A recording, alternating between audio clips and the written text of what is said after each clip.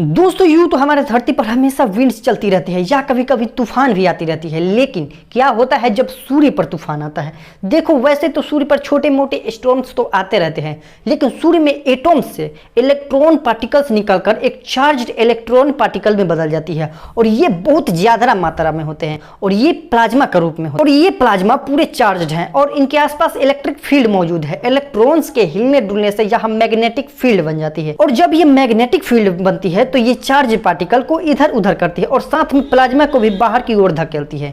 और जब प्लाज्मा को बाहर की ओर धकेलती है तो इनमें लूप्स बनने लगते हैं। कोई लूप्स इतने बड़े होते हैं कि इनमें हमारी पूरी पृथ्वी समा जाए और ये प्लाज्मा के लूप्स स्ट्रेच होकर या यूं कहें कि बैंड होकर अलग हो जाती है और अपने साथ अरबों टन प्लाज्मा को फेंक देती है। इसे ही कहते हैं सोलर स्टॉर्म।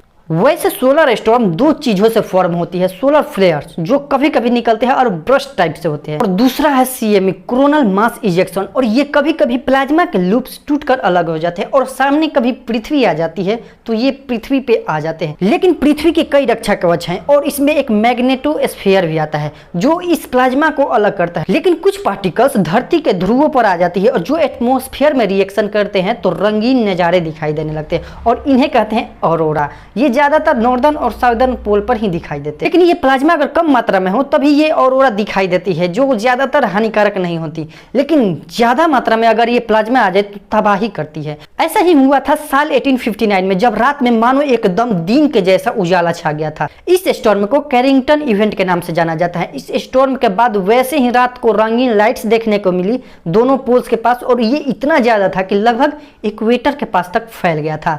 आधी रात को इतना लाइट किया कि लोग इस रोशनी में साफ साफ एक किताब तक को पढ़ सकते थे। इसका असर इलेक्ट्रिकल इक्विपमेंट पर भी देखने को मिला। वैसे उस समय आज की तरह तो ज्यादा इलेक्ट्रिकल चीजें नहीं थी, लेकिन उस समय टेलीग्राफ का यूज किया जाता था और इस स्टॉर्म की वजह से टेलीग्राफ में आग लगने, शॉक लगने जैसी घटनाएं देखने को मिली, इन्हीं इलेक्ट्रिकल चार्ज की बढ़ने की वजह से और इन सोलर स्टॉर्म के कारण। ऐसा ही हुआ था साल 1989 में एक सोलर स्टॉर्म पृथ्वी से टकराया, जिससे कनाडा में एक शहर है क्यूबेक, जिसका पूरा इलेक्ट्रिकल ट्रांसमिशन फेल हो गया था और कुछ घंटों के लिए ब्लैक आउट हो गया था। ये एक लो इंटेंसिव का स्टॉर्म, लेकिन आज के जमाने में स्थिति बहुत बदल गई है। अगर कभी हाई इंटेंसिव सोलर स्टॉर्म टकराया तो क्या होगा, हमारे सारे इंस्ट्रूमेंट्स काम करना बंद कर दे और ये धरती के साथ साथ स्पेस में मौजूद सैटेलाइट्स को भी नुकसान पहुंचाते हैं। वैसे सारे इलेक्ट्रिकल इक्विपमेंट्स बंद होने से इंसानों को तो कोई क्षति नहीं होगी, बस उन्हें आर्थिक नुकसान। लेकिन क्या होगा उन लोगों के साथ जो आईसीयू में भर्ती हैं? इलेक्ट्रिकल इक्विपमेंट्स भी काम करना बंद कर देंगे तो उन लोगों के लिए बहुत क्षति हो सकती है। वैसे ही सोलर स्टॉर्म से बचने के लिए बहुत सारे कदम उठाए जा सकते हैं, जिसकी बात करेंगे हम नेक्स्ट वीडियो में।